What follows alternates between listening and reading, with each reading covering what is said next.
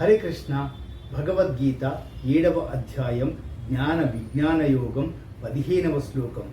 నమాం దుష్కృతినో మూఢాః ప్రపద్యంతే నరాధమాః మాయయాపహృత జ్ఞానాః ఆసురం భావమాశ్రితాః.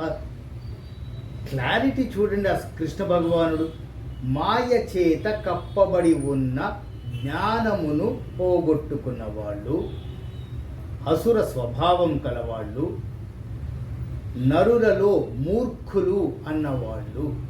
నరులలో మూర్ఖులు ఏంటండి? వస్తున్నా వీళ్ళందరూ చెడు కర్మలని ఆచరిస్తూ నా గురించి తప్పించకుండా వాళ్ళ దారిలో వాళ్ళు వెళ్ళిపోతున్నారు. అలాంటి వాళ్ళు సమాజానికే ప్రమాదము అని చెప్తున్నారు శ్రీకృష్ణ పరమాత్మ. ఇప్పుడు చూడండి, ఇప్పుడు ఉన్న ప్రస్తుత సమాజంలోనే ఎన్ని ప్రాబ్లమ్స్ ఉన్నాయో చూడండి. సన్మార్గంలో నడుచుకుంటున్న వాళ్ళకి ప్రతి అడుగున ఆటంకాలే కలిగిస్తున్నారు ఇలాంటి మూర్ఖులు అంటే వేరే వాళ్ళు కాదండి, మనలోనే పరాప్రకృతి అపరాప్రకృతి.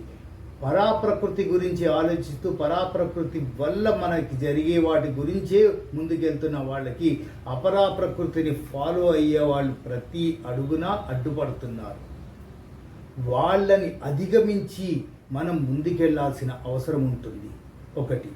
రెండోది, వాళ్ళని సన్మార్గంలోకి తీసుకురావాల్సిన ధర్మం కూడా ఈ నరులది, అంటే మనది.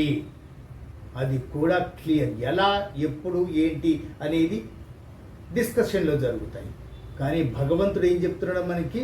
మీరు నన్ను భజించరు అన్న వాళ్ళంతా మూర్ఖులు, వాళ్ళే అధములు, వాళ్ళే అసుర స్వభావాలు, అంటే రాక్షస స్వభావాలు ఉంటాయండి. అలాంటి వాళ్ళ దగ్గరికి సమాజం కొంచెం దూరంగా పెడితే మంచిది.